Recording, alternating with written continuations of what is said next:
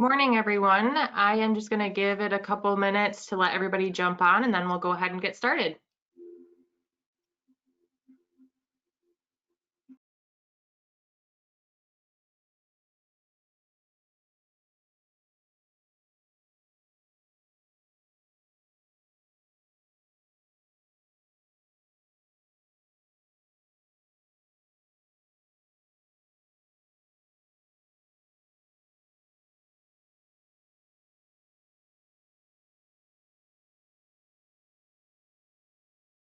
Good morning. My name is Mary Myers. I am the Director of Business Development at the Lake Superior Community Partnership. Welcome to our webinar, The Marijuana Industry in Marquette County. Before we get started, I'd like to go over a few items so you know how to participate in today's event.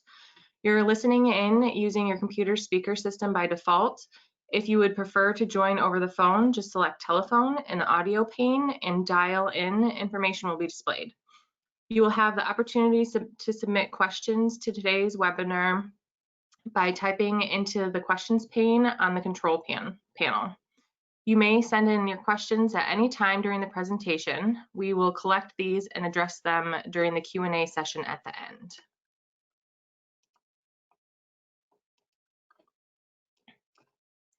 I would now like to introduce our first set of panelists from the fire station.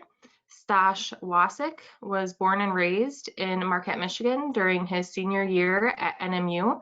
He opened Northern Hydroponics, now the largest hydroponics retailer in the UP. In 2014, Stash became the founder of SR Enterprises, a property management company.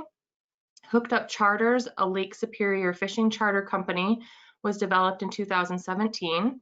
In 2019, Hooked Up Charters merged and acquired the largest fishing charter in the UP, Daybreak. Beginning his entrepreneurial journey at 22 years old, Stash has become the founder, owner, and CEO of 4 very successful businesses, including the fire station, employing over 100 staff members. Also from the fire station is Logan Stauber, who was born and raised in Lake Orion, Michigan. Logan traveled to Marquette to attend Northern Michigan University. While at NMU, he won the New Venture Business Plan competition. Although successful in college, these qualities developed prior to NMU, where in his high school years he began seeking business ventures. Some of his endeavors include owning and operating LSV candy vending machines that he placed at local businesses, selling renovated vehicles, selling fireworks, and working as a banquet server, bartender, and manager at multiple high-end clubs and banquet centers.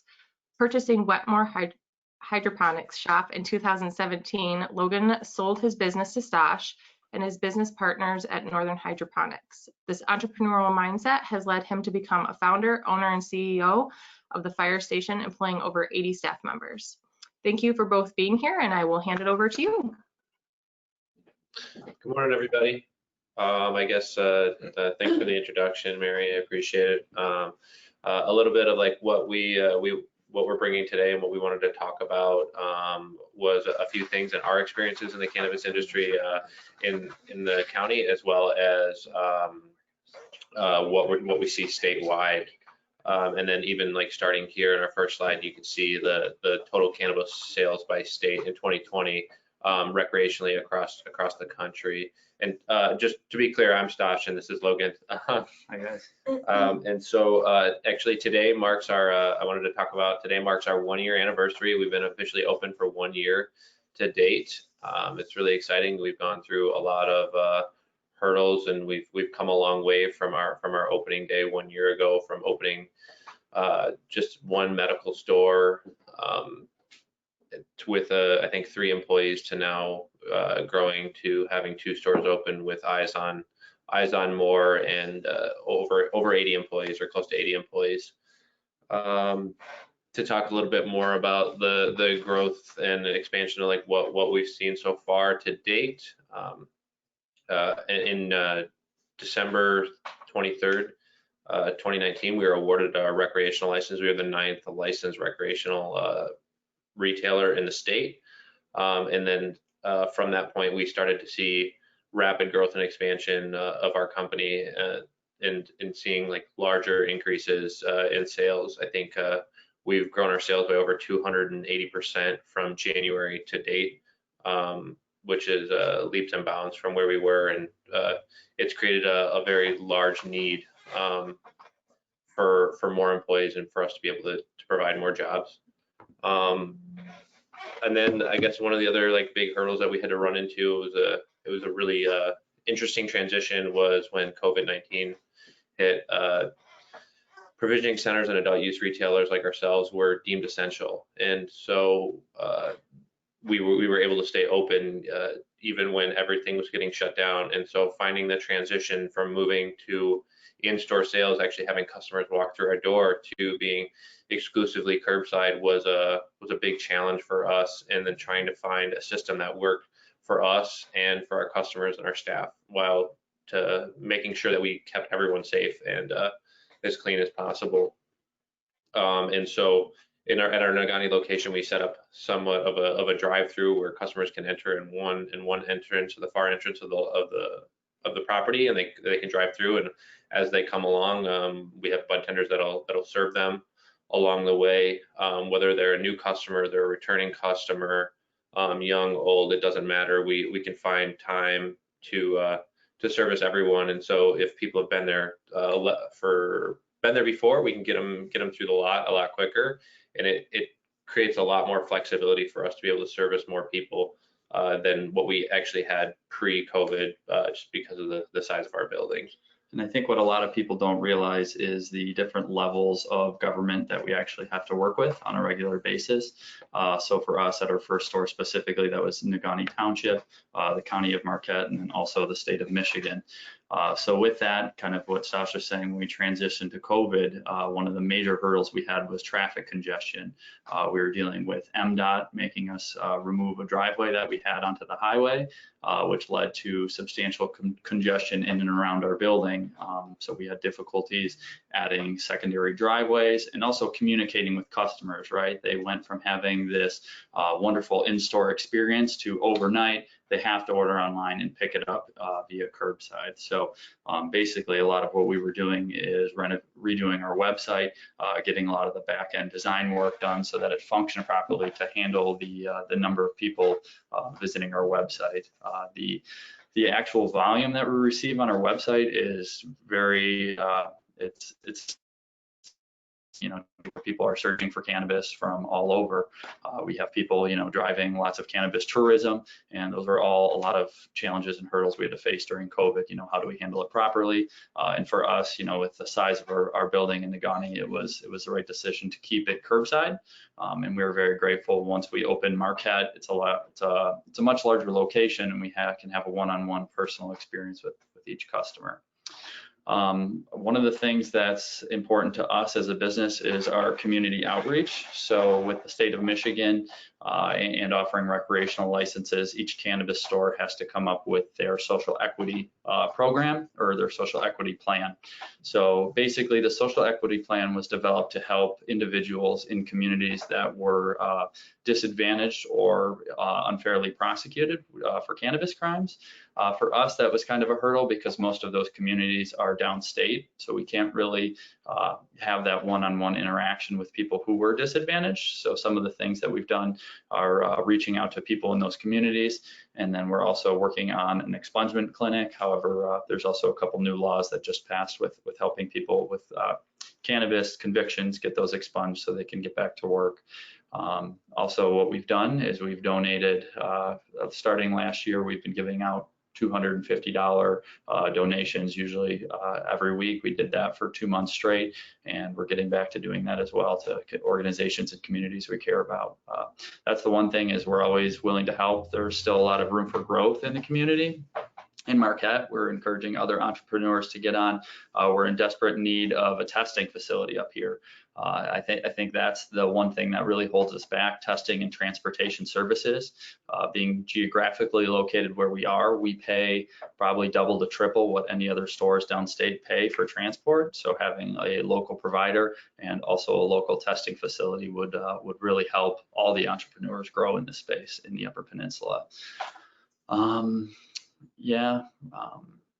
me see, the state of the fairs with cannabis in the UP, it's good. I'm very, very grateful and thankful for where we're at right now. It's a growing industry for us. I mean, we're grateful. I cannot believe that we employ 80 individuals, and to see all these other companies opening up and basically employing these individuals and giving them an opportunity that was otherwise, considered a black market. There's tax revenue. It's a very good thing. So, and for us, I never thought that we would have employee benefits. The fact that we can provide benefits for our employees, we have paid vacations, paid time off. It's a really great thing for us. So. So the other thing that I kind of wanted to talk about, like specifically the fire station, a little bit more about us, and like obviously Mary did a great job introducing us. I'm from Marquette, and we're a locally owned company, and we hired a lot, and we have a lot of staff that's like locals, NMU alumni, and so we want to continue to foster those relationships with Northern Michigan University and bring in as many students as we can. We also just, we're bringing in an intern this week, so we'll have one of the first interns from Northern Michigan University that we're able to provide that to the community, which is really great. We want to form as many partnerships with other businesses as we can in town and try to help each other and really find ways to be involved in our community and give back, because that's what we really care about. And it's not only just in Marquette, but like as we eye expansion into other locations across the Upper Peninsula, the fire station, we plan to expand into several more stores. Obviously, we've already announced the one in Houghton, but we have our eyes on 4 to 5 more locations throughout the Upper Peninsula. I can't disclose at this time where those locations will be, but as soon as we can, we'd love to let the people know, and we want to continue to grow as a company and be the #1 provider of cannabis in the Upper Peninsula. Yeah, and with Marquette being the first of its kind to offer a medicinal plant chemistry program, we think it's a great opportunity to work with NMU students and all of our alumni as much as possible, because it's, we're grateful for the opportunities we had, and also all of the great employees that we have coming from Northern so far. So it's really beautiful. So at this time, I wanted to introduce our HR director and our marketing director, Carly Wasik and Jeremy Johnson. They're going to talk a little bit more about the hiring process and everything, all the hurdles and everything that we've experienced so far, and then all of the marketing and some of the data that you see below. They can kind of get into that a little bit more, and so I can step out of the frame here, and I guess I can let them take over. Good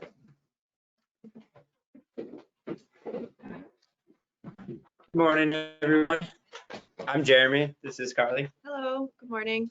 So we're just going to talk a little bit about the state of the cannabis market, not only in Marquette, but in the state of Michigan, because I think it's important to have that context. And we'll start with the first slide here. You can see that, and this is data as of September 2020, and this all comes from Headset.io, which is a company that collects insights on marijuana nationwide. So you can see that Michigan currently, as of September, is 5th in sales volume across the US. And that's pretty remarkable, considering for all intents and purposes, Michigan just went recreational pretty much January 2020. As Stash mentioned earlier, we got our recreational license at the end of December. I think it was the 23rd, right before Christmas. So in those, 9 months just about of having recreational sales, Michigan is already top 5. A lot of people are anticipating that we'll be top 3 by the end of the year as well. So that's pretty exciting stuff. And we can hop on to the next slide now to kind of show some of that growth of what we're seeing here in Michigan. One of the things that we're dealing with, especially in the UP, is a lack of supply. So you can see here that, starting in January, recreational sales were pretty minimal compared to medical sales. And it wasn't until July that adult use recreational sales passed medical. And now, as supply is catching up, as awareness is spreading that recreational is available at our store, at other stores across the state of Michigan, you can see how quickly that's gaining, which is really, really exciting for us as a Michigan store, and seeing that spread across the whole state. one thing Logan mentioned earlier is the lack of testing and distribution up here. This data is statewide. We don't really have data for the UP. It's hard to break that up. Obviously, we have our own data with our store, which let's hop on over to the next slide and we can kind of look at some of the stuff that we've seen in the UP specifically. And again, this is all going to be 2020 data.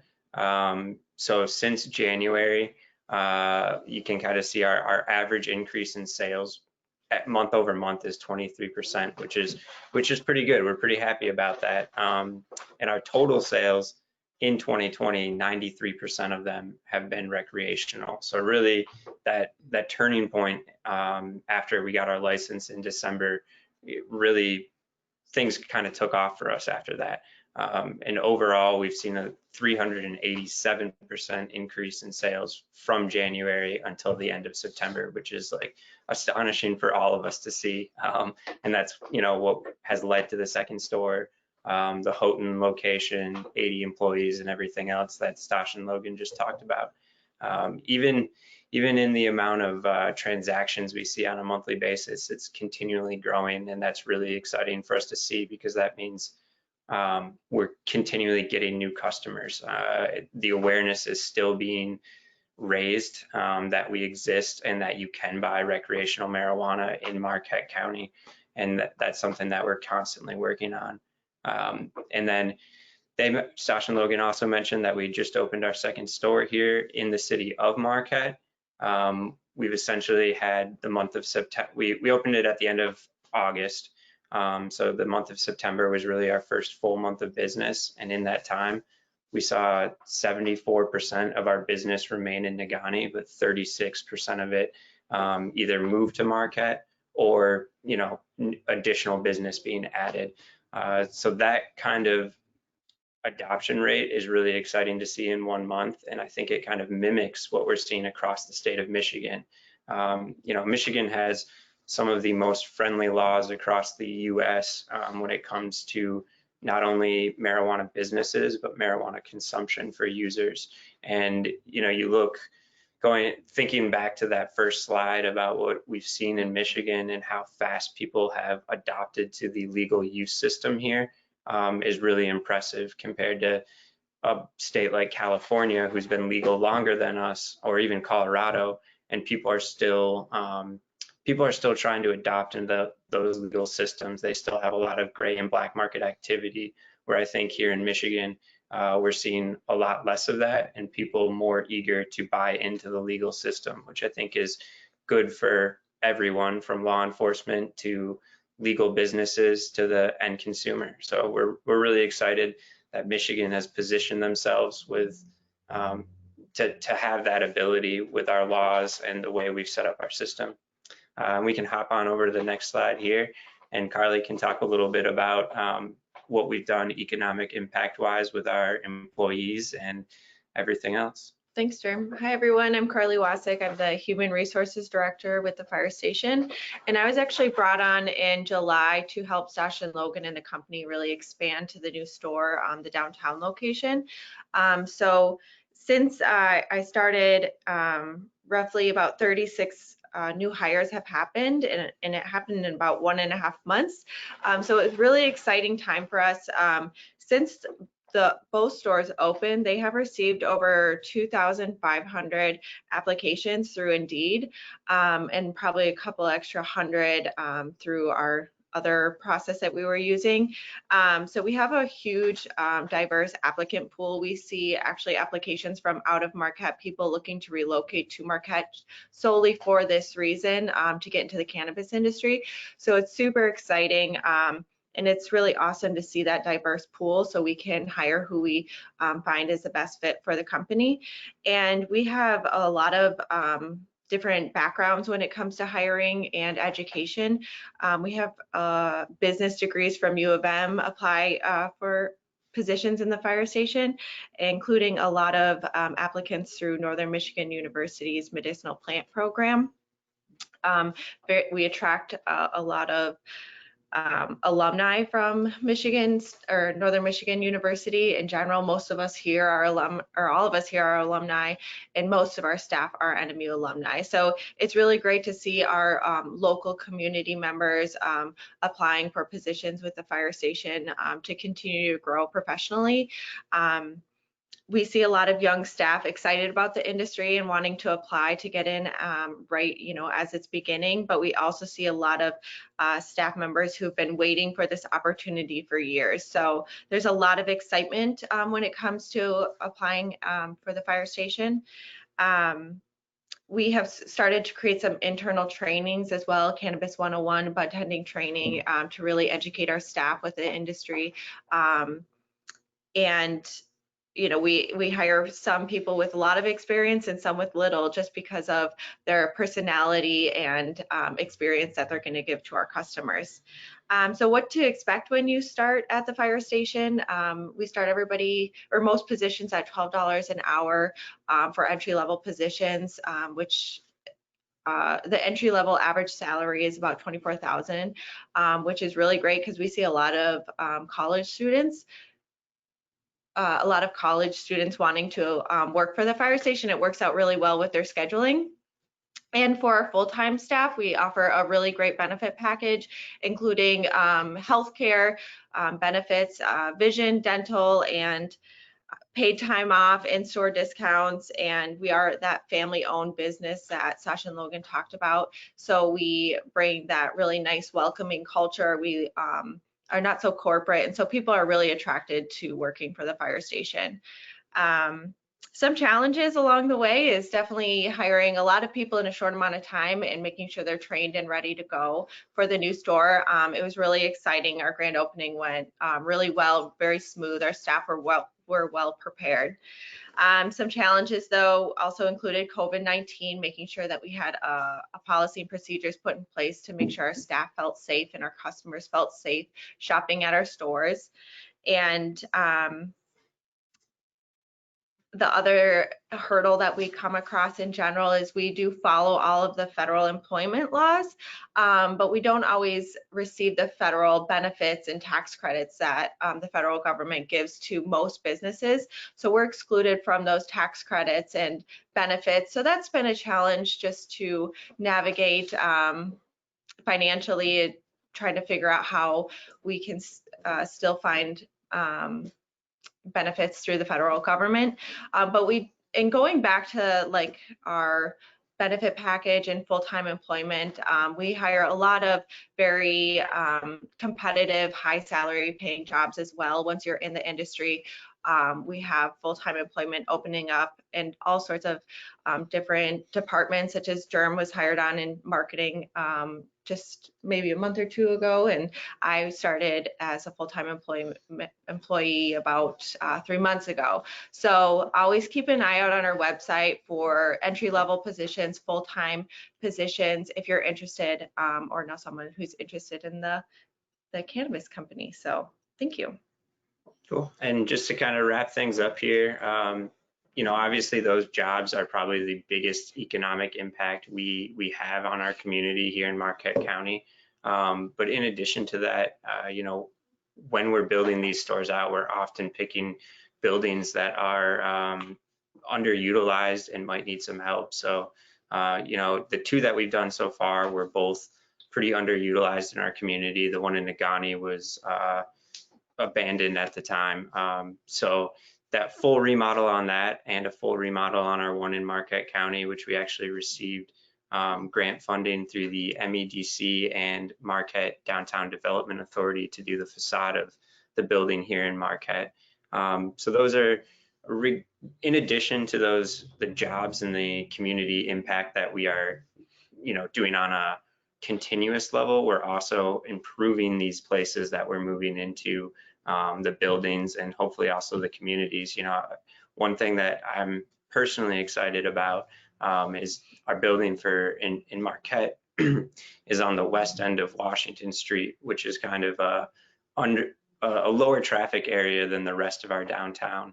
And we actually have another dispensary moving in right across the street from us here on Washington.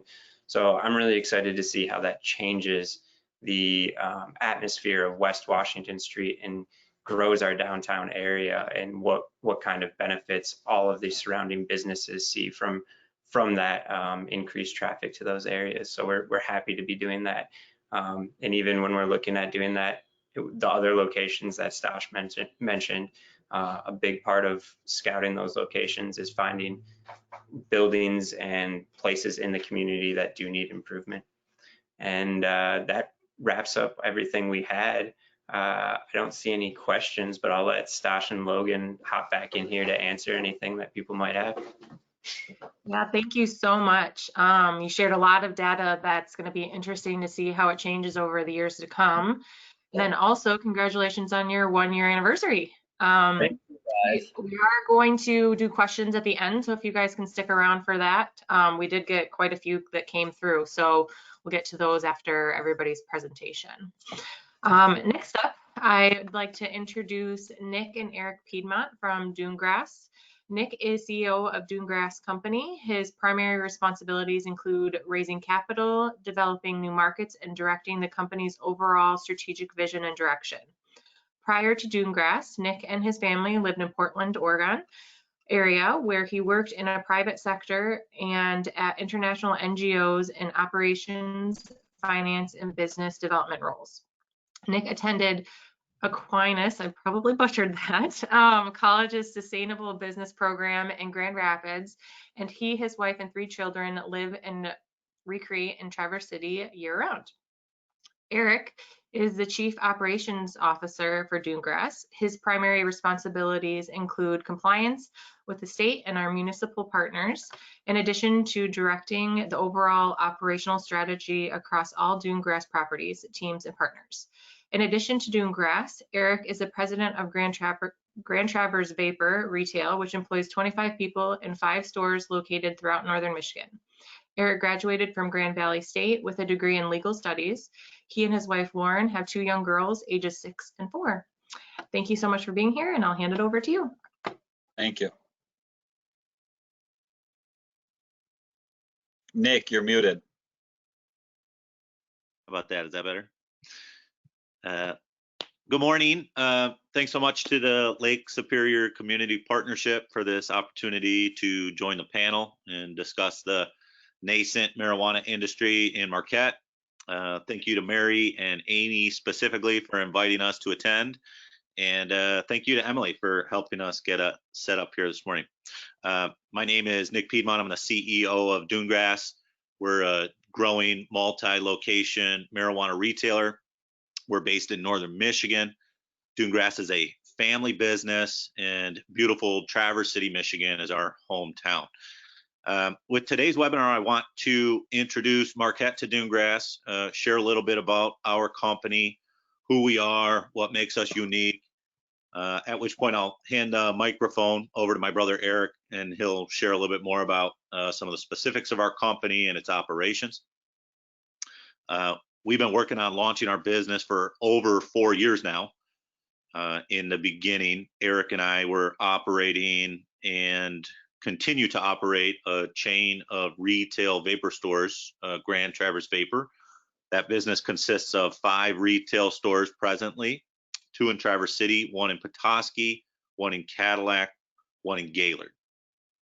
So it was through these experiences at GT Vapor that we really developed our core competency in retail management. Managing multiple retail stores requires a certain touch, and we've honed that craft over 7+ years that we've operated GT Vapor. Our management team, the wisdom we've developed through 7 years of trial and error, our staff, and our customer base all apply directly to the marijuana retail business. So when Governor Snyder signed that package of bills into law in 2016, legalizing medical marijuana in the state of Michigan, we decided to go all in on the cannabis business. Could I get the next slide, please?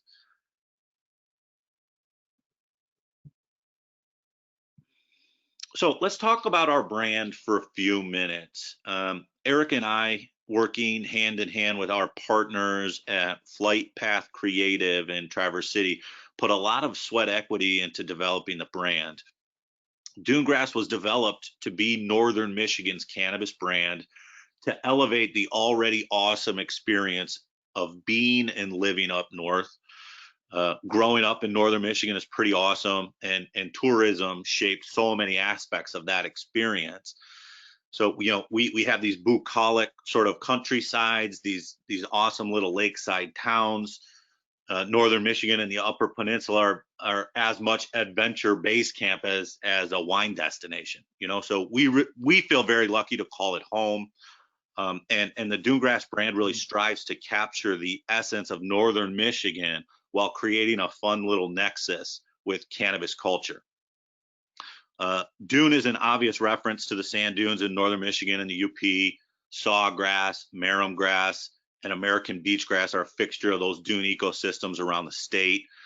Grass being an obvious wink and nod to pot culture, subtly delivered. We're really intentional with our font selections as well. The script font used on our logo and throughout the slide deck we're using today was selected as a welcoming invitation for new demographics to gently become acquainted or reacquainted with the cannabis industry. It's not just for millennial guys anymore, right? We wanted Dunegrass to feel welcoming for women, for urban professionals, and for baby boomers in particular. And we're really seeing those efforts pay dividends at our first adult use location in Manistee, which Eric will talk about in a few minutes. Next slide, thanks. So who is Dunegrass, right? At the heart, we're a family business. My brother Eric and I and our two cousins, Brian and Chris Piedmont, comprise the four founders of Dunegrass. I'm a chief executive officer. I focus largely on raising capital and developing new markets. My brother Eric is our chief operations officer. He's tasked with making sure our stores have all the right look and feel, and the operations are all top notch and comply with all state and local laws. Brian Piedmont, who's not with us today, is our vice president of facilities. Brian ensures that all the stores look top notch by working with contractors and overseeing the build outs of our various locations. Brian is a professional woodworker by trade and handcrafts all of Dunegrass's custom displays and cabinetry, which give our stores a really awesome, unique, personalized sort of look and feel. And his brother, Chris Piedmont, the youngest of the four brothers, is our vice president of retail. Chris works most closely with our staff and customers, and he has a real gift for just engaging with people one-on-one. And it's really Chris's personal touch that makes the Dunegrass staff and its customers really feel like they're an extension of our family. But deeper than our sort of individual roles, you know, the four of us truly are a band of brothers, enjoying each other's companionship and this shared experience through Dunegrass as we build this company and sort of take this journey together. It's the stories we get to share and the people that we meet along the way that have really made this experience so rewarding thus far. Next slide, please. Oh,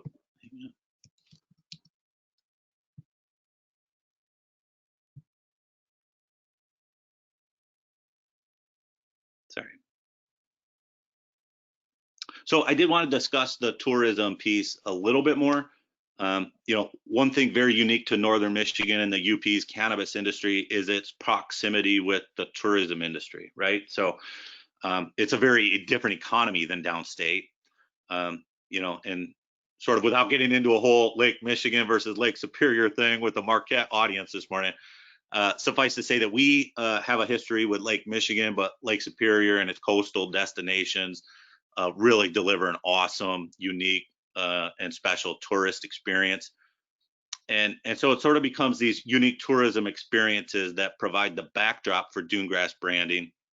We've thought a lot about when this industry is really mature and, you know, price and choice for products become very similar across, you know, the various retailers, what can sort of set a company apart for the long haul. And we genuinely feel that, you know, connecting our brand to Northern Michigan tourism experiences gives us an opportunity to really set us apart. To that end, next spring we're hoping to launch, and this is kind of COVID contingent, but a small group adventure travel outfit that that'll share sort of some of the unique tourism experiences through Northern Michigan and the UP for the cannabis enthusiast and Dunegrass fans. So we're really excited about that. Next slide, thanks. I did want to talk a little bit about sustainability. Back in school, I attended Aquinas College's Sustainable Business Program in Grand Rapids. And that education really helps me see everything at Dunegrass through a triple bottom line lens. We're a very young company, and our aspirations on the sustainability front are really greater than our achievements to date. But suffice to say that sustainability goals are sort of woven into the DNA of our organizational culture. You know, four sort of sections that we continuously look at, but climate, right? I mean, how can Dunegrass operate at zero net carbon emissions? You know, we could, right now, as we're building out all of our stores, we can focus on installing Energy Star certified appliances and keep those systems sort of operating efficiently. Moving forward, we can partner with like Michigan-based forest management products that develop like certified carbon credits.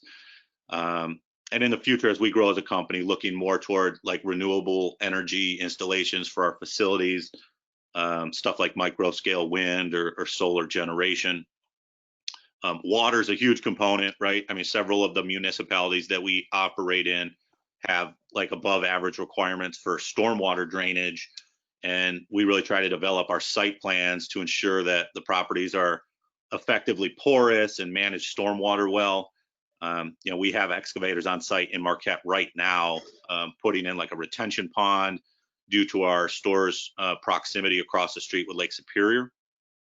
And in the future, you know, we'd like to look more toward on-site water capture solutions, be it through like rooftop gardens, you know, and things like that, supplying the facility's water needs. A third sort of sustainability, you know, principle is materials. So we don't feel like the marijuana industry does a great job in Michigan right now with single-use plastics, packaging and containers. You know, they need to be sourced better with companies inside the supply chain that have more focus on sustainability. Reclaimed ocean plastic or like 100% hemp-based plastic can be sourced right now, and we're discussing some of those options. Ideally, in the future, you know, the marijuana industry in Michigan could really be reclaiming plastic directly out of the Great Lakes Basin, and then you know, providing that as plastic raw material for the marijuana packaging supply chain. And then you know, to the product supply chain itself, I mean, particularly with our grow partners, you know, we can really use our leverage and purchasing power to encourage best practices with them, you know, regarding climate and energy efficiency. So you know, with that, I want to hand the mic, so to speak, off to Eric, and he could share a little bit more about Dunegrass's operations. Hey, hi, and thank you for the opportunity to speak today and, you know, take all the comments Nick just made and take them a little bit further, tell you a little bit more about what we're doing. So next slide, please, to start. So, you know, to talk about going forward, I like to first start by talking a little bit about going back. So our first location is Dunegrass location is based out of Manistee, Michigan. This is both a medical and an adult use retail facility, which in and of itself adds additional layers of complexity versus just running a standard retail. You essentially have two totally different sets of inventories, two totally different sets of procedures, and two totally different sets of systems, all for effectively the same business. This facility opened just this previous August, so I got to congratulate our previous panelists on being open for a year. You know, but unfortunately, part of the problem with the marijuana industry is that you're subjected to the permitting processes in the municipalities when they're ready to move along. This process did start a long way back. Manistee decided early on in their competitive bid for adult use was going to be awarded on a first come, first served basis. Applicants became aware of this on a Monday morning a year ago, last October, with all the applications set to go in that Friday. So what do? Well, the four of us, the band of brothers Nick just mentioned, we split into two teams and we essentially camped out on the steps of City Hall all week. We had rain, random drop-ins from city council members, and we actually had non-for-profits approach us assuming that we were homeless and wanted to make sure that we had all the supplies we needed to get through. But in the end, after 5 days of being there, the effort all paid off. In the meantime, we've opened and we've created 20 well-paying jobs. Virtually all of our employees there are local hires. Our entry-level jobs started roughly $13.50. That's a good starting wage, and we obviously have an incredible room for growth. The customer response to our brand and our business has been just absolutely overwhelming. In addition to that, one of the things that we found really interesting, being the very first marijuana store in Manistee, was the municipal support that we received. One thing that'll stand out to me, forever about this launch was the many city leaders, right? City council members, the mayor, the chief of police coming down and discreetly asking for tours, right? These weren't, I'm here on an official mandate, but I'm just genuinely interested to learn more about the industry, learn more about the process, and learn more about our company. Every one of those, civic leaders that stopped in left with a very positive view of the industry and a better understanding of the immense control mechanisms that we put in place to protect our employees, protect our facilities, and protect the product. In the end, we took a rundown gas station that had been empty and dilapidated on US 31 for over 2 decades, and we transformed it. We've done exterior landscaping, including retention ponds with dune grass obviously planted in there, large monument signs, obviously large exterior upgrades, not only to the rest of the facility, but the building. And we've been thanked by many people in the community as it's really taken a eyesore and updated it. Next slide, please. So while Manistee is our first location, we are in development of 4 more currently as we speak. Our next 4 projects are in Big Rapids, Michigan, which we're expecting to launch this November. Big Rapids, we've purchased a rundown commercial building and removed all the wood paneling and revealed just this gorgeous brick exterior. We're very fortunate to have really good development partners with us who have an eye for this stuff, because Nick and I, it's not our forte. One thing about the cannabis industry is you need to learn to do many different jobs in many different industries that you've never worked in, including real estate development and zoning and things like that. Our next location is in Beulah, Michigan, right on the shore of Crystal Lake. That should launch in December. We most recently just won a competitive bid down in Cadillac. That will launch by the end of this year as well. It's a garden level retail unit located right in the central business district. This is going to be one of our most unique properties. We're partnering with a coffee company here in Traverse City called Higher Grounds, and they're going to put in a large coffee shop on the street level side of our unit, basically just above us. And finally, and the reason why we're on this call today, our last permitted property is located in Marquette.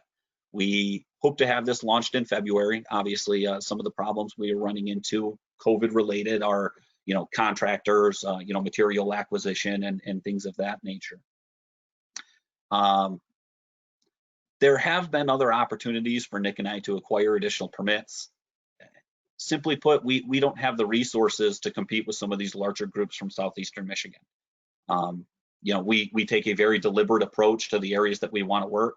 Right, Nick touched on the tourism aspect as really something that binds together all of these bids. Right, they've got a very unique northern Michigan feel to every one of them. And really, that's the reason why we fell in love with Marquette. I travel up there all the time. I'm a huge fan of the area. Next slide, please.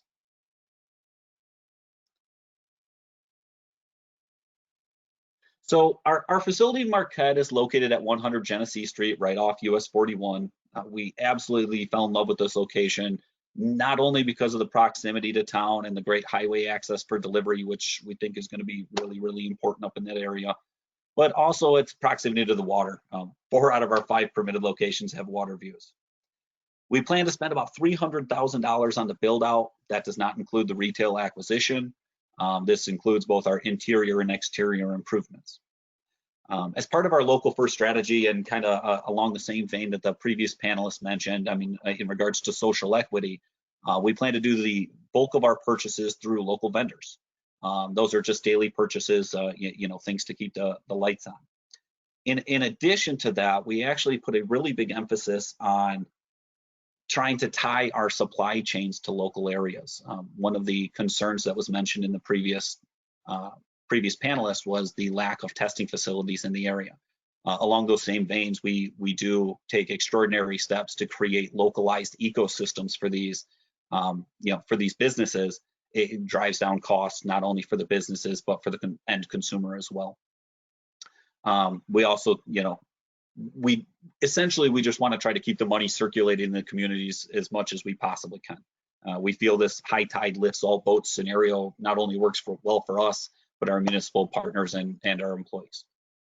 Another main reason we're excited about Marquette is the employee base. Our employees are simply the greatest asset to our organization. Their ability to communicate with customers is paramount. As I'll talk a bit more about our operations, you'll come to understand that a little bit. But we have a saying at Dune Grass: you're not in the sales business, you're in the relationship building game. This is a function of our view of the industry, right? We feel every store is going to have similar products, similar prices, right? The reason people are going to return to a store is because of its employees, because of the relationships and the connections that they feel. Due to the high demands we have for our employees, we have rigorous training protocols. Both in-house and third-party training programs are utilized because we have very, very high expectations. But that's also why we pay a good livable wage, even to our base employees. Next slide, please. So as I mentioned previously, our Manistee store was our first foray into the cannabis industry. We've never participated in the cannabis industry in the black market. And we thought our GT Vapor roots were a good sister company to onboard into the cannabis industry should the opportunity ever come to do it legally and safe. We continue to believe our lack of experience in the cannabis industry was an absolute blessing. It allowed us to build our operations from the ground up with zero pre-existing ideas of what a dispensary is or the way that it's supposed to operate. We had a blank slate to do things different than most, and we find that our different approach has worked very, very well for us. Our brand is all a wink and a nod to the cannabis culture, all while recognizing in a few years these businesses will be no different than any other age-controlled retail. We made the decision early on that Cheech and Chong jokes and large green pop leaves on the window, it just isn't us. We overtly avoided the customary green in our brand because we wanted to be different. Nick talked earlier about some of those earlier some of the reasons why we made the decisions we did with our brand. And to that point, our biggest demographic is aged 45 to 60. Now, some of that might just be standard to the market, and I'll talk a bit more about the reasons the prices would allow that here in a minute, but they are by far our biggest demographic. COVID has obviously altered what we want to do in terms of operations, but our wealth of retail experiences allowed us to adapt to the challenges in a safe, efficient, and informative manner. We build our systems for adaptability and latency, right? We anticipated some of these challenges coming out, 9 months ago, and anticipated, the difficulties that we were going to run into. We are currently running 100% curbside. Similar, again, one of our biggest limiting factors in Manistee is just the size of our building. This has actually made us more efficient and more effective. We approach the cars with tablets that have live fed inventory. They have really good pictures and descriptions and pricing. We do what's called an all-in pricing model. So there's no hidden fees, right? The taxes are all rolled in. We're really trying to lead this whole transparency through a pricing model for the cannabis industry. Customers always become surprised when there's 2 separate taxes attached to their purchase. Our facility is protected by layers upon layers of security features to keep our employees safe. I won't discuss all of those on a public forum, but one thing we do not do is do armed security. And the reason is there's just a lack of necessity, and simply the customers feel uneasy with their presence. Next slide, please. So some of the challenges that the cannabis industry faces. Some of the, both internal and external. I mean, one of the most immediate and public issues that's talked about is the supply chain, and that's kind of a multifaceted problem. Simply put, there's just not enough product out there to meet demand. This in turn means prices at retailers are far more expensive than somebody would, be accustomed to in the black market. So one of the differences that we do find versus our previous panelists is that, the younger generation who are more price conscious are definitely sticking with the black market, where the older generations are more concerned with the testing and the quality of the product.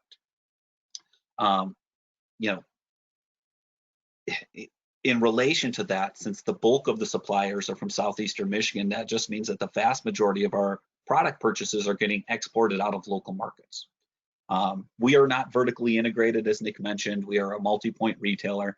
So what we do, as I mentioned, is try to align ourselves with local cultivators and local ecosystems to try to keep that money, in the localized economy. This not only keeps prices reasonable for us, it keeps the purchases regionalized. The black market, once again, is going to be, the problems with the black market are about to be exacerbated by the removal from the caregiver product from the regulated markets.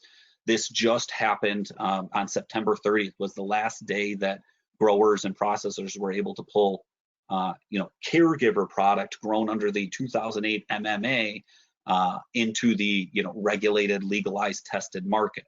That caregiver product has what's led to the depressed medical sales retail prices. But now as that's getting removed from the marketplace, you're seeing a across the board increase, for both medical and adult use. Now, the long-term effects of them removing the caregiver product from the market is that it's incentivizing growers to get seeds in the ground, right? It is helping to lower that lead time and the difference between the supply and demand. An additional issue that the cannabis industry has is another well-known is banking. We're fortunate to have a banking partner. We are actually the onboarding partner of a regional bank here into the cannabis industry. We're incredibly fortunate to have a depository account and be able to write checks and do ACHs, but as a business, our needs are not fully being met. There is no banking, lending, among many other things here in terms of both inventory, real estate, anything along those lines. Permit acquisition. One of the things that is interesting about the cannabis industry is we just can't decide to go open up in another area. Our scale and growth is in some very real ways limited by the onboarding process of municipalities that we want to work with. So our process is that we've got to sit and monitor and find areas as they're onboarding and then move into those areas as they become available. That process also leads to a absolutely wild period of real estate speculation. Marquette's been fortunate that they haven't ran into that with like a lot of other places, and really that's a function of the adult use ordinance not having a cap to it. The areas that have caps on their adult use licenses, it creates a scarcity to that permit, and it creates a feeding frenzy for the real estate where you'll get people offering multiples of what a market-based purchase would be, sometimes 2 and 3x of what it should look like. In addition to that, another challenge has just been trying to grow and scale during COVID. Fortunately, we built a ton of these, a ton of protocols into our operations, but some simply things such as training a staff that are isolated into multiple different bubbles, right? We've got staff inside of our Manistee stores that have never worked together, and that's all by design. These are odd protocols to have to put in place for a growth-based business, and it makes mine and my administration's job more difficult in training and having continuity of operations. But these are the things that smart retailers need to do to keep our employees safe and keep the doors open. As mentioned previously, we are a business that will remain open even during shutdowns, and so maintaining the best possible operations and taking all of the appropriate protocols that we can to keep everybody safe is in everybody's best interest. And then the last challenge is just the cost of everything. Nick and I have a joke that it's just called the marijuana tax. So we take we take, whenever we're buying something, we take what we think it should cost and then tack on 20%, and that's usually about where that is. And that goes all the way from insurance to real estate to systems to building supplies. So one of the things we do when we're sending out bids for site plans is we remove the business name and the business operation from it to see if we can get a more apt bid for what that services should look like. So with that, I say thank you again for the opportunity to talk, and we look forward to your questions here at the end.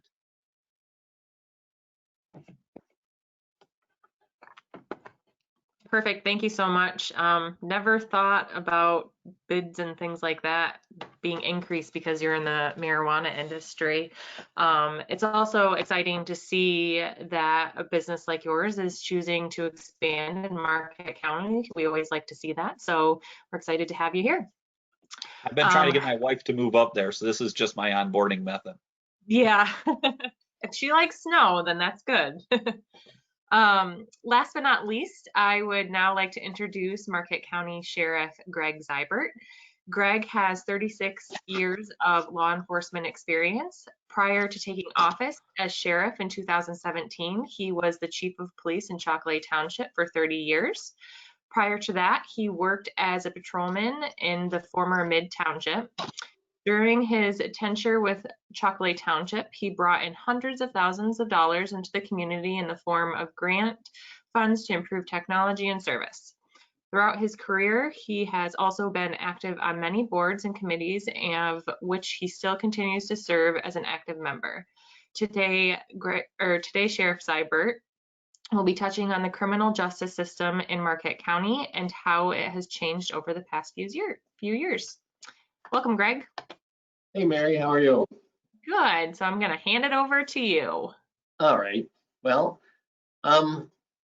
it's now 40 years that I've been in law enforcement. If you had told me 40 years ago, even 20 years ago, that I would be responding to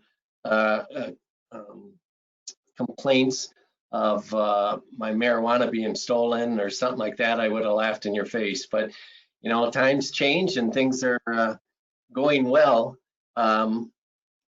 When the law came into effect, which was just recently, we really haven't had that much time to compile data. So I'm not going to bore you with any type of real stats or anything, because there really isn't anything out there for us to compare to. When we arrest someone, for instance, for like an impaired driving, it's all under one file class. It's 5400-2. which means it's a drunk or drugged driving. It's not specific. So it's hard, and I tried to get some data from the OHSP, which is the Office of Highway Safe Planning, from all different types of sources, and they just don't have it because it's such a new law. I did check locally, and I checked our records here in Marquette County and our office, and when the law came into effect, one of my main concerns was the driving under the influence of it, and second, with the ability for minors to get access to it. There were a lot of, and I'll admit, so far it's so good. The sky hasn't fallen in, and it looks like these businesses are doing it the right way. In fact, I've known Logan and Stash for quite a few years, And, you know, they actually called and said, we want to do this right. And we have assisted them in some different things when they opened up their facility. So we're not really too concerned at this point with the different businesses opening up, selling to minors. I can't imagine them taking a chance of selling to a minor and losing their license and all the money that they put into this this effort, which I know it's been long. I've been kind of following it. It's new for the state of Michigan. It's new for LARA, which is the licensing and regulation. So we did have the medical marijuana.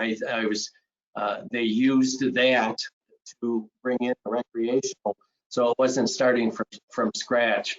So what we have found locally is, and I'm generalizing, but the amount of people being arrested for drug driving has gone up, and it not only locally but statewide and national. There are more drug drivers now than drunk drivers, and I'm not saying exactly what type of drug. It could be opiates, people on their medication, or with marijuana. So I'm generalizing as to it's drugs driving. So what we've done in law enforcement is we've become better at being able to identify someone who is under the influence of drugs. We now have very specific and specialized officers that are trained. They are called DRE, and they're drug recognition experts. And these people they go down to Lansing. They are actually spending time in Arizona at Sheriff Joe's facility, or it used to be Sheriff Joe's in Arizona, where they actually go and test people who are arrested, brought in. And these officers have to be within a very narrow margin and be able to tell what family of drugs that the person is on. After they test them, they have blood drawn, and these guys are pretty accurate as far as not specific drugs, but what family of drugs they're on. So this is one thing. I know, I think in the Upper Peninsula, I think we have 18 drug recognition experts. In Marquette County, we have 2, one of which is on my department, Aaron Griffin. And Aaron is so knowledgeable in this. And what happens is he goes around, he's helped training officers in ARIDE, which is Advanced Roadside Impaired Driving Enforcement, and then testing them on their SFSTs, which is Standard Field Sobriety Tests. So, you know, drunks, you can call a drunk a mile away as far as their driving habits. And then once got the probable cause to make the stop, they roll down the window and that alcohol that they've been drinking hits you in the face. It's a little harder with drugged driving enforcement. And we've had to learn a lot, and we're still learning, and we're getting more and more officers trained in that type of thing. There's a 12-step protocol that the DREs use. It's everything from heart rate to blood pressure to eyes and all types of things. So if an officer has someone pulled over, they have to have the probable cause to pull someone over. It could be left of center, it could be you know, our Bible is the motor vehicle code, and we have to know that like the back of our hand, and that's the legal reason for us to stop you. You know, I have to say, and I'll give you some of our local numbers. So far in 2020, we've had 16 complaints specifically for OUID.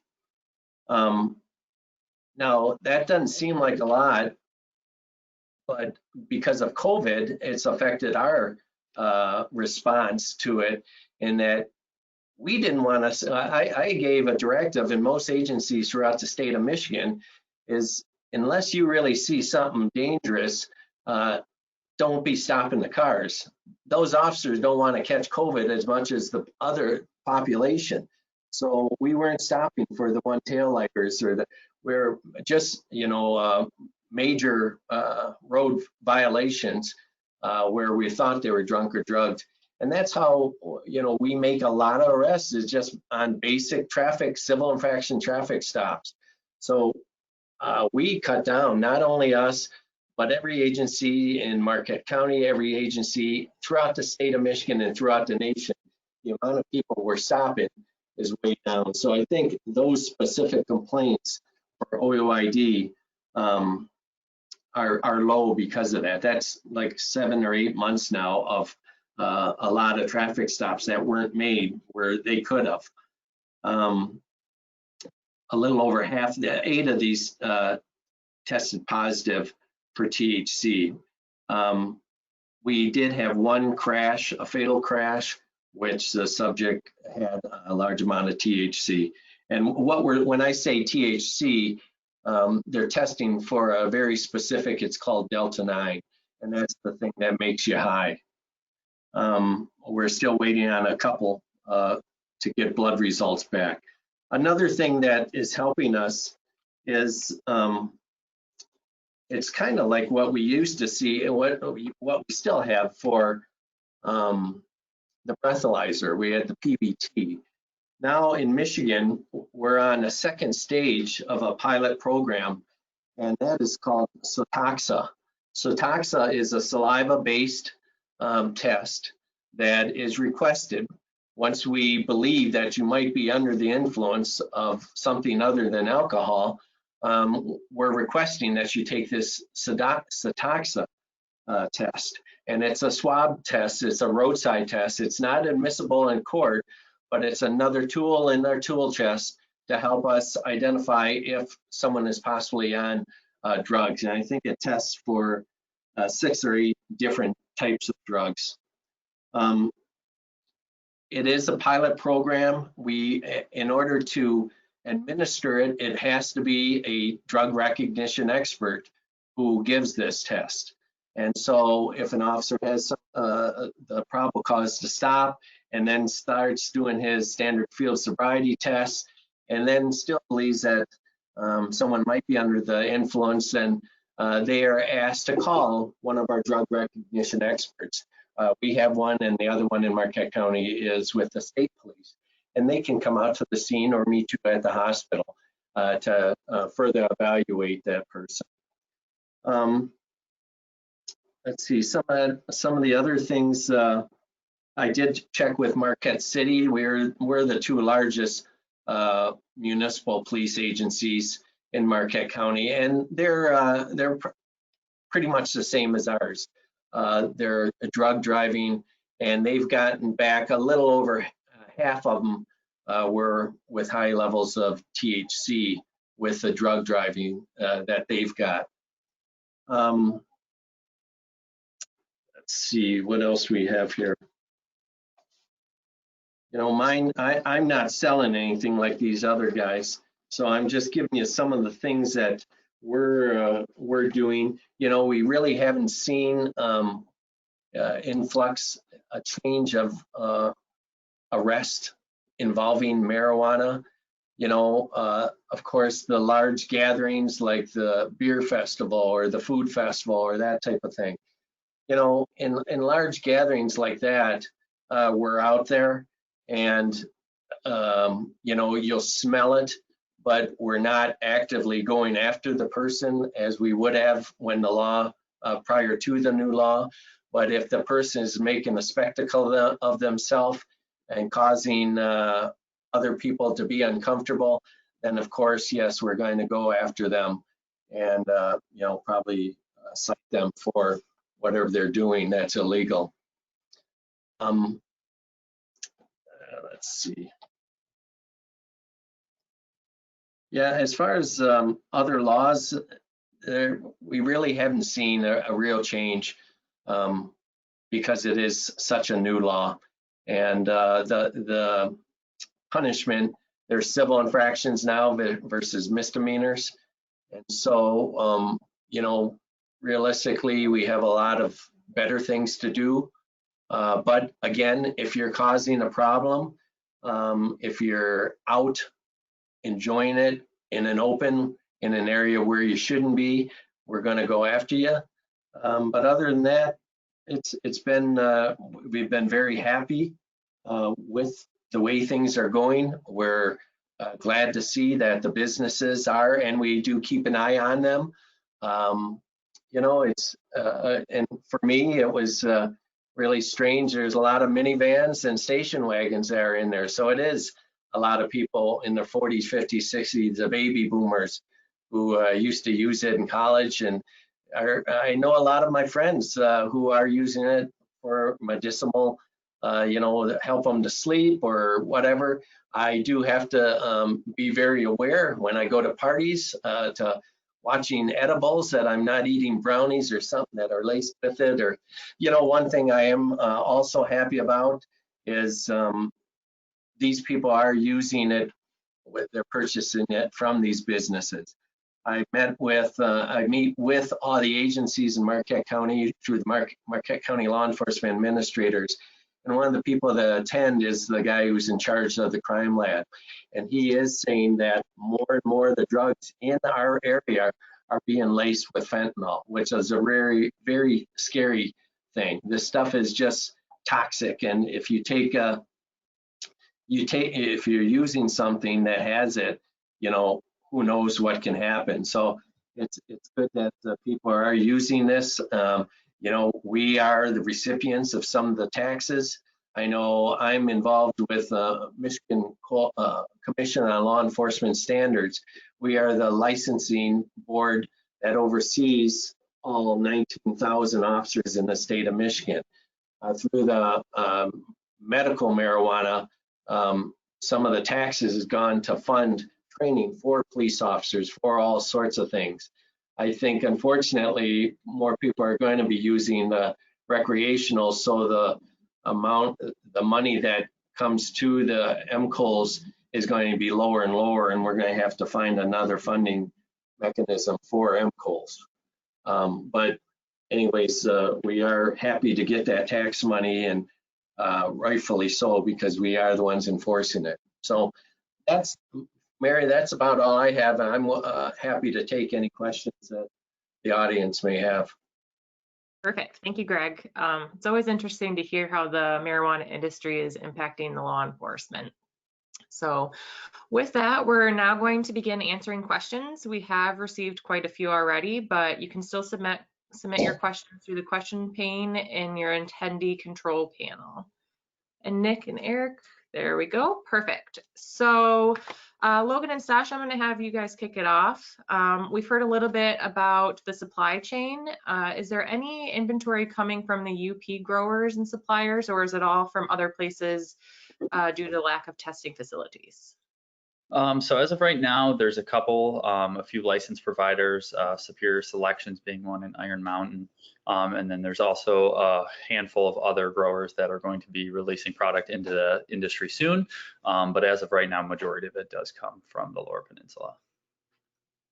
Awesome. And just to add for Dunegrass, we have a MOU, a memorandum of understanding in place with a grower coming online in Mueller Township, like what's that, 10, 15 miles outside of Manistee.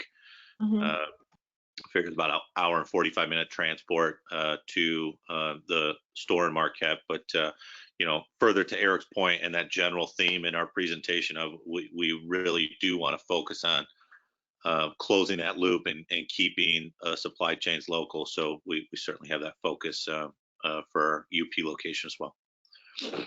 Perfect. Thank you.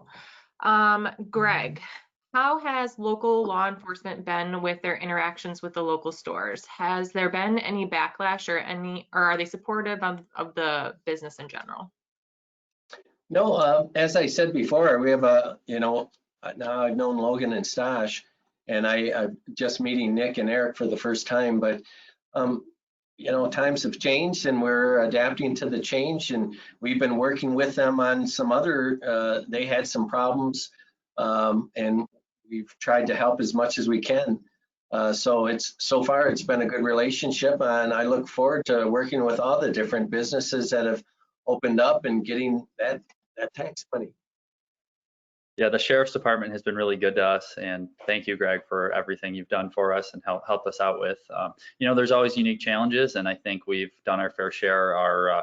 We have a new ID scanning software, and I know we've handed over.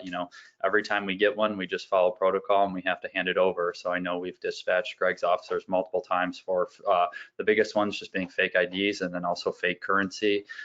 We have infrared scanners now, so we're always on the lookout, and those things just happen, and we take care of them, and they're always there to help us through that. So it's good. And we want to party with the sheriff's department too at all those parties where you got to watch out for the edibles and all that sort of stuff. So you just hit us up, let us know. Hey, I have a section of land in the garden. I may just change if I don't get reelected here. Vote Cyber, by the way. I always heard Garden Green was some of the best stuff in the state. So. And you said we were shamelessly plugging for sales. There you go. There was your shameless plug for your real. All right. It's always good to hear that you're all working together.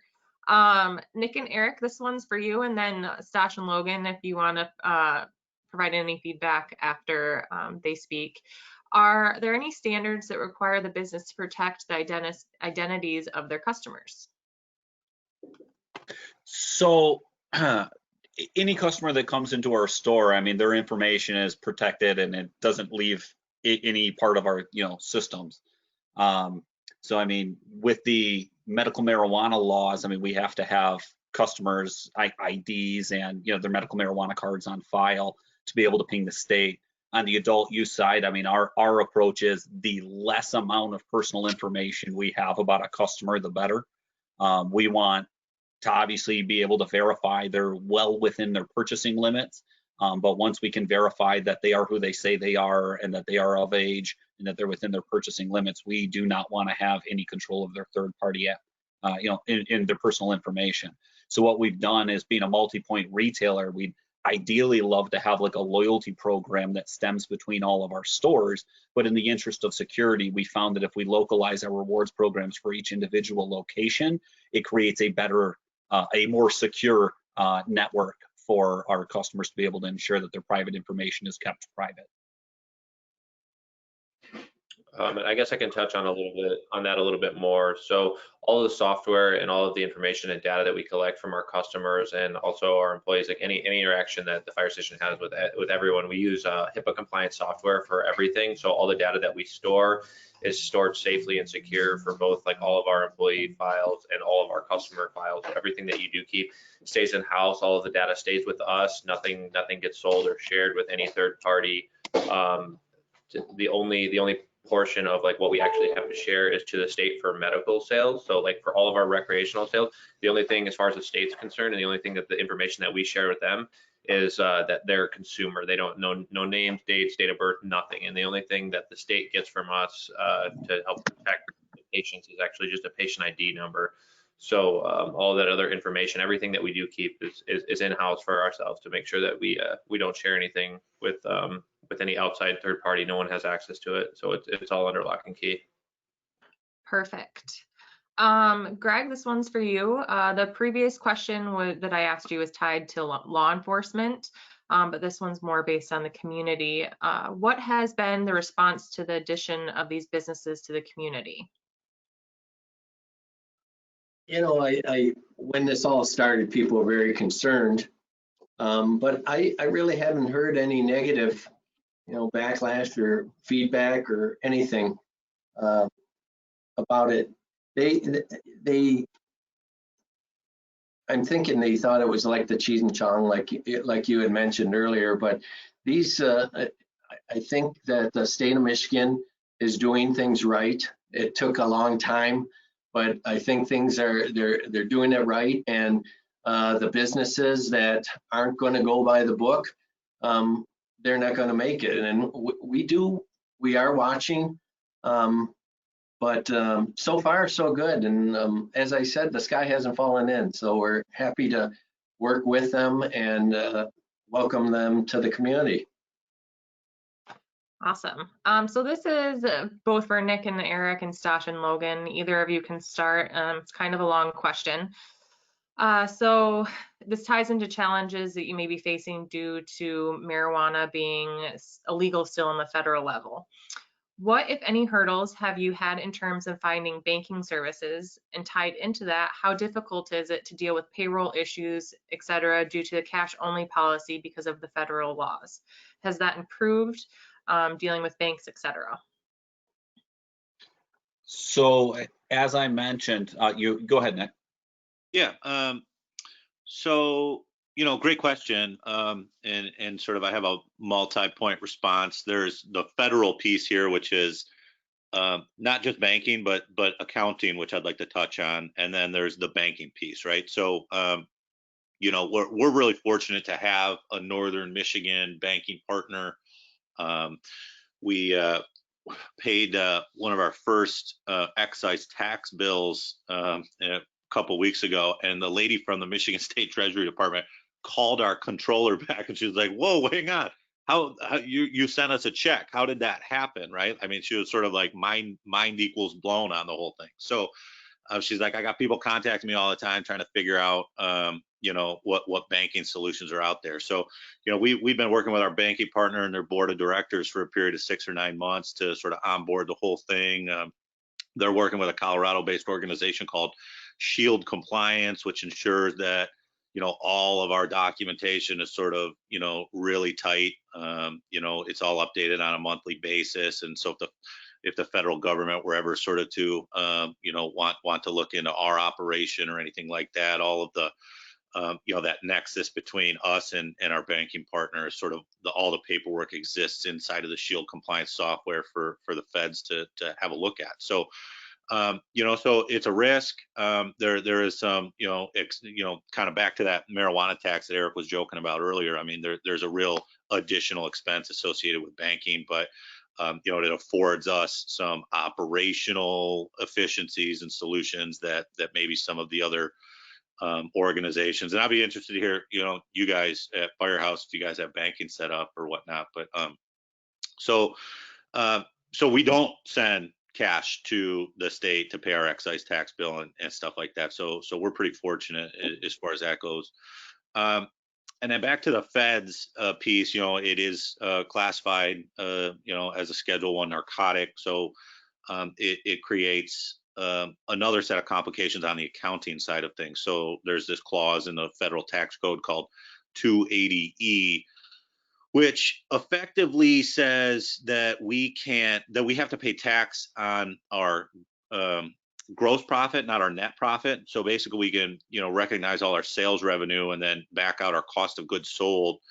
And then we can actually, earmark some of our direct payroll costs associated with like the manufacturing of, pre-rolls and things like that. But effectively anybody who's like engaging with an end user, transacting in the sale of an end product is all, none of that can be sort of recognized on your federal tax return. So, I mean, the bottom line is that our, the cannabis industry's effective tax rate is substantially higher than that of sort of a normal business. So, which is one of the reasons I assume that Eric and I and I assume a lot of other cannabis companies are sort of closely watching the federal election, because there has been some proposals pertaining to executive orders that could reclassify marijuana off of a Schedule I narcotic, and then potentially alleviate the sort of 280E accounting issue, and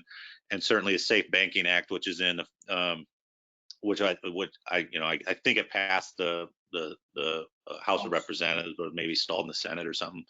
But the Safe Banking Act, which would allow all cannabis operators to set up deposit accounts, and for us another huge solution would be to start borrowing money. So great question. And anyone else want to jump in on that?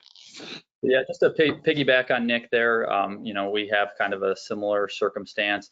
We were cash only for a great deal of time as we were working for a local partner. We have since found a banking solution, which is wonderful, also using the same Shield compliance. And like you said, Shield is just there to ensure that we can substantiate all of our numbers, right? We can't just have cash floating into our account where they can't prove where it came from. So that's really good there. Same thing, subject to the 280E. We actually, again, working with Northern Alumni, took my old college professor, Dr. Trent Batchelor, is our CFO. He's been wonderful in helping us navigate the tax arena at both the state and federal level. So that's just been beautiful there. Same thing, ability to write checks to vendors now is just, it makes everything safer. You know, in the beginning, the early days, we were literally putting cash in a bag and taking it to the to Escanaba, where we could pay our sales tax to the state, and it was pretty difficult. Yeah, that's crazy. I know that I had a meeting with the state regulatory agency, Laura, and they mentioned that they had some local bank or some state banks that were coming on board. So it's great to hear that that's opened up to the industry. Greg, tied into that, have you seen the local law enforcement having to help these businesses transport money to pay things like their sales tax? How has law enforcement helped with that? If you don't mind me. Yeah, you're Logan. good. Yeah, go right ahead. Yeah. We have contracted with Logan to transport monies to the state treasury. So they were very concerned, and rightfully so. And so we did contract with them and escort. So we're working with them.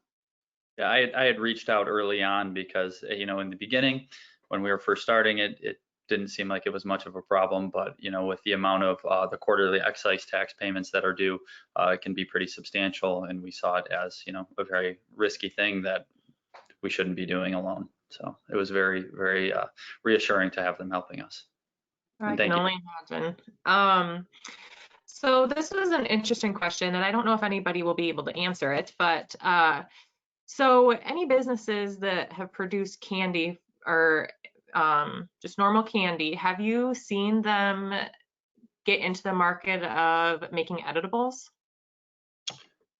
One of the vendors that I can try to take a stab at this one. One of the vendors that we do work with currently, they're called Detroit Fudge Company. Originally, they were a fudge company, and they since made somewhat of I wouldn't say a lateral move, but they made a move to start launching products. And it's one of the brands under Canalicious Labs that they produce their own I guess fudge bites, chocolate bars and such like that. And so I'm sure that there's other brands throughout the state of Michigan that are doing the same thing. I'm not aware of too many of them right now. Most of the brands that we stock our shelves with are exclusive like cannabis edible brands, but that's not to say that they don't have a separate brand for those exclusive edible brands and have their own chocolate brand as well. So we'd love to see ourselves as we get closer to vertical integration, partner with local and like just statewide brands to bring more brands in-house to give people the platform to be able to produce their own cannabis infused products. It would be really cool to see some Donker sea salt chocolates on our shelves. That's exactly what I was thinking of. Sorry, go ahead. I was going to say, the unfortunate part, with the MMFLA, it's a beautiful thing, but it also has a high barrier to entry for a lot of people with the median household income in the Upper Peninsula. So there's, a lot of people that have skills making, artesian chocolates, or maybe they've been growing good cannabis for years and they don't really have the means to enter the market. So it would be really, it'd be really cool to have the ability to partner with some of those people in the future that could really bring a lot of benefits and unique products to, keeping the money local, right? Instead of sending it downstate, keep it right here in the community. So we do business with a couple of companies who were previously active in, a non-marijuana, candy or chocolate space. And essentially what they've done is launched a sister company for a variety of reasons, not only just the taxation of having the businesses separated, but having separate facilities and build outs for it, just because anything made inside of that facility would have to be, notated on there that it's made in a marijuana facility, even if it's doesn't contain marijuana. So a lot of those companies that have those roots inside, a candy or non-marijuana, snack have made a horizontal pivot into this market instead of taking those brands and taking their existing facilities and launching cannabis. I have a question for both of them, but do you educate, like, if they're using edibles, I'm told that it takes a while for them to take effect. And I've read where people just keep eating, and then it hits them like a truck. Do you educate as far as, for something like that? Absolutely. That is baked right into our training with all of our employees. And anytime somebody purchases an edible from us, I mean, that's just standard operating procedure on our exit conversation. I mean, we have the mantra, you can always eat more, you can never eat less, right? So I mean, we take the ingestion times that are listed right on top of the products, and not only do we, dive into that and really drive those, onset times home. We really talk about, a user's and individual's, threshold for marijuana intake, right? And how somebody who hasn't used marijuana in, decades in some instances, who find edibles as the easiest onset medium, how to properly do that, right? We talked a lot about the customer experience, and customer experience extends beyond our bounds of our facility, right? I mean, what happens when they get home and the products they use and the experience they have with them all matters as well. So yes, proper education to our customers is absolutely paramount.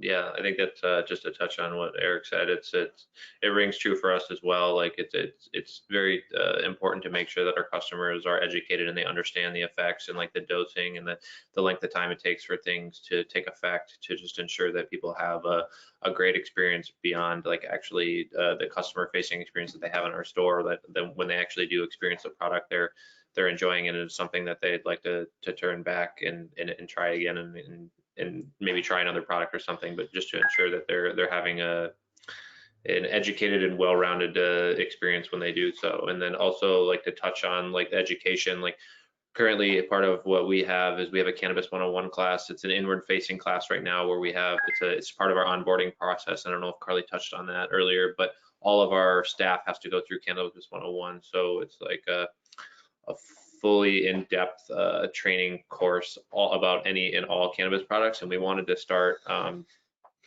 launching a customer-facing Cannabis 101 so we could start holding community outreach programs where we can actually present and show the community the same things that we're teaching our staff in-house to just create more awareness and to educate people so they can make better decisions when it comes to consuming cannabis. The biggest hurdles with that right now are obviously COVID. So to bring in hundreds of people to educate on our Cannabis 101 classes is kind of restricted right now. But as soon as, fingers crossed, as soon as we can ever do that, we'd love to start doing that. Yeah, and it's good because some people too, I was going to say the state did a good job for our edibles. Doesn't matter what edible you get, the max milligrams that it could be is 100, and each dose is broken down into a 10 milligram dose.